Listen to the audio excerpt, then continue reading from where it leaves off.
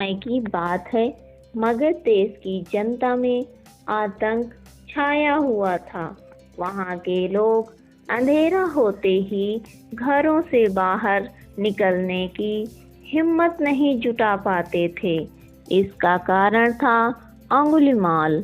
अंगुलीमाल एक खूंखार डाकू था जो मगध देश के घने जंगल में रहता था।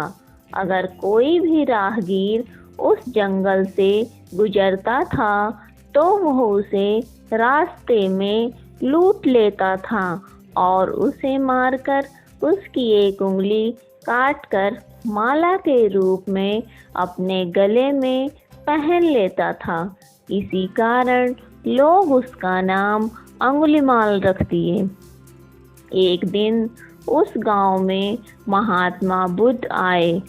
लोगों ने उनका बड़ा आदर सत्कार किया। महात्मा बुद्ध ने देखा उस गांव के लोगों में कुछ डर सा समाया हुआ था। इस पर महात्मा बुद्ध ने लोगों से इसका कारण पूछा। लोगों ने बताया कि इस डर और आतंक का कारण डाकू अंगुलीमाल है। वो निर्दोष राहगीरों की हत्या कर देता है। इस बात से महात्मा बुद्ध ने मन में निश्चय किया कि उस डाकू से एक बार अवश्य मिलना चाहिए। महात्मा बुद्ध जंगल में जाने को तैयार हो गए, लेकिन इस पर गांव वालों ने उन्हें बहुत रोका, क्योंकि वे जानते थे कि अंगुलीमाल के सामने जाकर कोई वापस नहीं आया है। लेकिन बुद्ध अत्यंत शांत भाव से जंगल की ओर चल दिए। जंगल में जाने पर उन्हें पीछे से एक कर्कश आवाज कानों में पड़ी। ठहर जा, कहाँ जा रहा है? बुद्ध ऐसे चलते रहे मानो उन्हें कुछ सुनाई ही नहीं दिया हो।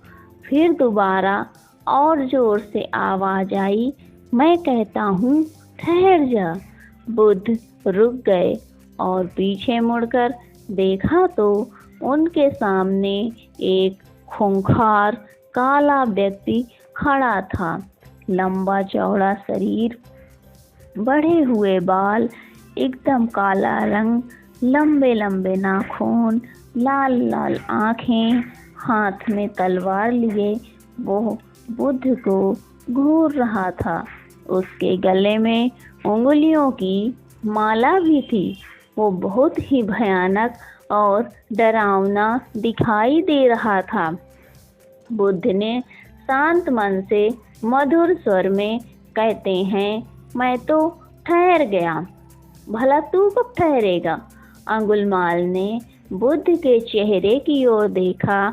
उनके चेहरे पर कोई भय नहीं था, जबकि इससे पहले उसमें जीना भी लोगों को वो रोकता था। वे भय से थर थर कांपने लगते थे। अंगुलीमाल बोला, हे सन्यासी, क्या तुम्हें मुझसे डर नहीं लग रहा? देखो, मैंने कितने लोगों को मारकर उनकी उंगलियों की माला पहन रखी है। क्या ये तुम्हें दिखाई नहीं दे रहा? बुद्ध बोले, तुझसे क्या डरना? डरना है तो उससे डरो जो सचमुच ताकतवर है। अंगुलीमाल जोर से हंसा, हे साधु, तुम्हें मेरी ताकत का अंदाजा नहीं। मैं तो एक बार में 10-10 लोगों के सिर काट सकता हूँ। बुद्ध बोले, यदि तुम सचमुच इतने ताकतवर हो तो जाओ, उस पेड़ के 10 पत्ते तोड़ लाओ। अंगुलीमाल ने तुरंत 10 पत्ते तोड़े और बोला, इसमें क्या है, कहो तो मैं पेड़ ही उखाड़ लाऊं। महात्मा बुद्ध ने कहा, नहीं, पेड़ उखाड़ने की जरूरत नहीं है। यदि तुम वास्तव में ताकतवर हो तो जाओ, इन पत्तियों को पेड़ में अब वापस जोड़ दो। अंगुलीमाल क्रोधित हो गया और बोला, भला कहीं टूटे हुए पत्ते भी जुड़ सकते हैं? महात्मा बुद्ध ने कहा, तुम जिस चीज को जोड़ नहीं सकते उसे तोड़ने का अधिकार तुम्हें किसने दिया? किसी आदमी का सिर जोड़ नहीं सकते तो उसे काटने में क्या बहादुरी है? अंगुलीमाल अवाक रह गया।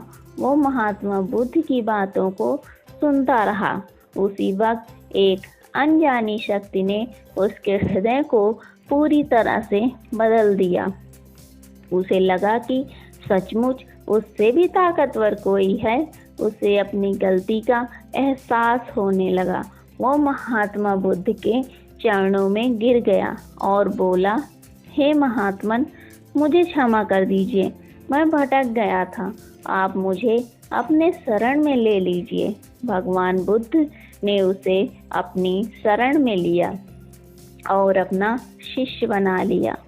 महात्मा बुद्ध एक दिन एक वृक्ष को नमन कर रहे थे।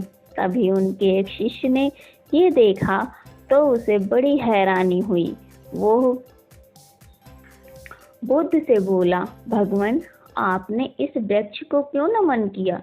शिष्य की बात सुनकर बुद्ध बोले, क्या इस वृक्ष को नमस्कार करने से कुछ अनहोनी घट गई?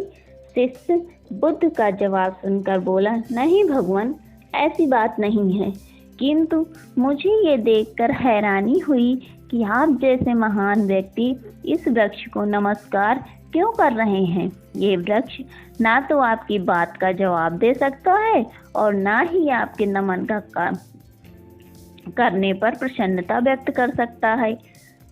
बुद्ध हल्का सा मुस्कुराते हुए, वत्स, तुम्हारा सोचना गलत है।